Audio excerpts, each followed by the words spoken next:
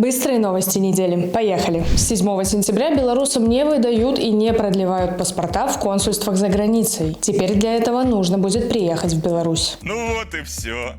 Вы бомжи.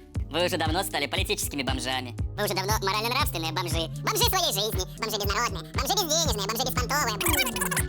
В Еврокомиссии осудили указ Лукашенко. Это последнее из действий нелегитимного режима против белорусов, которые бежали за границу из-за репрессий и преследований в стране. Очевидно, это попытка вынудить их вернуться. Это лишний раз показывает абсолютное неуважение режима к базовым правам граждан.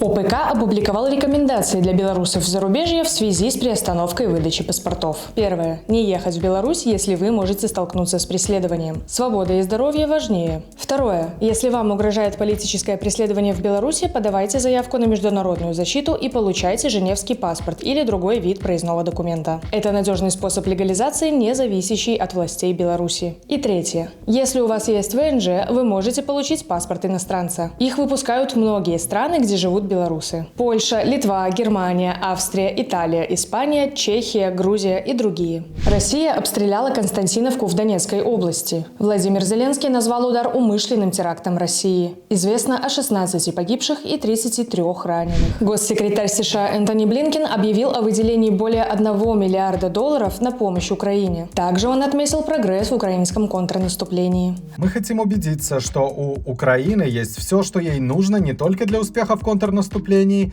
но в долгосрочной перспективе, чтобы убедиться, что у нее есть сильный сдерживающий и сильный оборонительный потенциал, чтобы в будущем такие агрессии, как эта, больше не повторялись. В Минске судят 15-летнего Артема Войтиховича, брата администратора канала «Супольность чыгуночника» в Беларуси. Против парня возбуждено уголовное дело по статье «Вымогательство». Артем подвергался жестокому давлению, силовики выбивали из парня показания. В качестве условия освобождения брат Артема получал требование прекратить свою деятельность, рассказали правозащитники «Весны». Артем Войтихович находится за решеткой с 30 января. Дело рассматривает судья Лидия Телица. Процесс сделали закрытым. Румыния нашла обломки российского дрона на своей территории. Президент страны Клаус Йоханнис призвал расследовать инцидент. Обломки российского беспилотника были обнаружены в окрестностях Плауру, румынской деревни, расположенной на другой стороне Дуная от украинского города Измаил. Румыния уже уведомила НАТО об инциденте. За 1,5 года граждане Беларуси открыли в Польше почти 12 тысяч предприятий. Это почти четверть от общего числа открытых иностранцами предприятий в Польше. Пентагон опубликовал видео НЛО. Минобороны США запустила сайт с общедоступной информацией о неопознанных летающих объектах. Рассекреченные кадры с аномальными явлениями были зафиксированы американскими пилотами с 2007 по 2021 год. Сайт также содержит раздел часто задаваемых вопросов, ссылки на официальные отчеты, стенограммы, пресс-релизы и другие ресурсы, которые могут быть полезны для общественности. Так что если вы вдруг устали от нашей реальности, полистайте сайт об НЛО. Вдруг у белорусов появится еще одна надежда на спасение.